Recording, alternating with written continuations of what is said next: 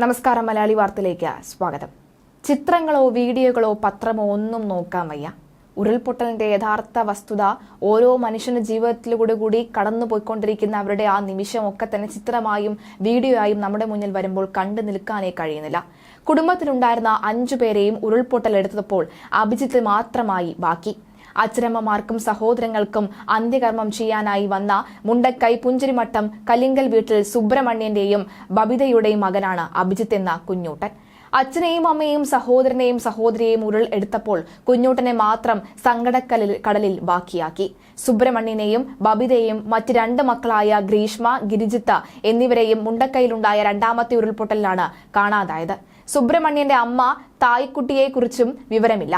അഭിജിത്ത് തലനാടിലേക്ക് രക്ഷപ്പെട്ടു. സുബ്രഹ്മണ്യന്റെയും ഗ്രീഷ്മയുടെയും ശരീരങ്ങളാണ് ഇതുവരെ കിട്ടിയത്. ഇന്നലെ മേപ്പാടി ശ്മശാനത്തിൽ പൊട്ടിക്കരഞ്ഞുകൊണ്ടാണ് ചിതയ്ക്ക് തീ കൊളുത്താനായി അഭിജിത്ത് വന്നത്. അതിനു മുൻപ് ഒരു കാര്യത്തിൽ അഭിജിത്ത് വാശി പിടിച്ചു. ചേച്ചിയുടെ മുഖം ഒന്ന് കാണണം. ആരും ആദ്യം തയ്യാറായില്ല. ഒടുവിൽ അഭിജിത്തിന് വേണ്ടി അവർ ഗ്രീഷ്മയുടെ മുഖത്തെ വെള്ളത്തുണി മാറ്റി.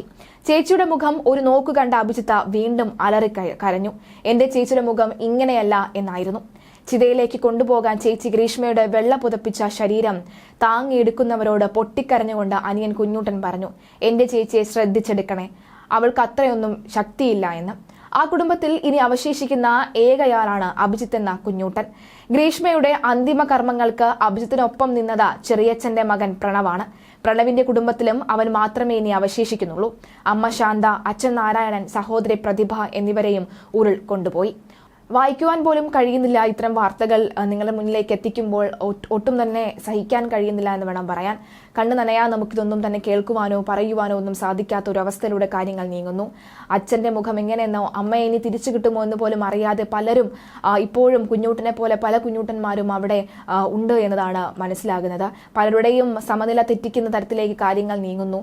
അത് ഈ ചേച്ചിയുടെ മൃതശരീരം അടക്കം കണ്ടപ്പോൾ സമനില തെറ്റാതെ അവന് ഒരു നോക്ക് പോലും കാണാൻ സാധിക്കാത്തൊരു അവസ്ഥയിലേക്ക് കാര്യങ്ങൾ നീങ്ങുന്നത് കാണാൻ കഴിഞ്ഞിരുന്നു. എന്തായാലും പലരെയും ജീവിതത്തിലേക്ക് രക്ഷപ്പെടുത്തിക്കൊണ്ട് വരുന്നുമുണ്ട്.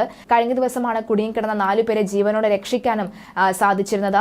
എന്തായാലും മുണ്ടക്കൈ ഉരുൾപൊട്ടൽ കാണാതായവർക്കായുള്ള തെരച്ചിൽ 5ാം ദിവസമായ ഇന്നും തുടരുന്നുണ്ട്.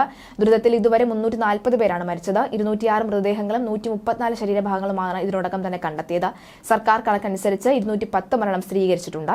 തിരിച്ചറിയാൻ കഴിയാത്ത 74 മൃതദേഹം ഇന്ന് പൊതുശ്മശാനങ്ങളിൽ സംസ്കരിക്കും. 206 പേരാണ് ഇനിയും കണ്ടെത്താനുള്ളത്. മുണ്ടക്കൈയും പുഞ്ചിരിമട്ടവും കേന്ദ്രീകരിച്ചാകും ഇന്ന് തെരച്ചിൽ.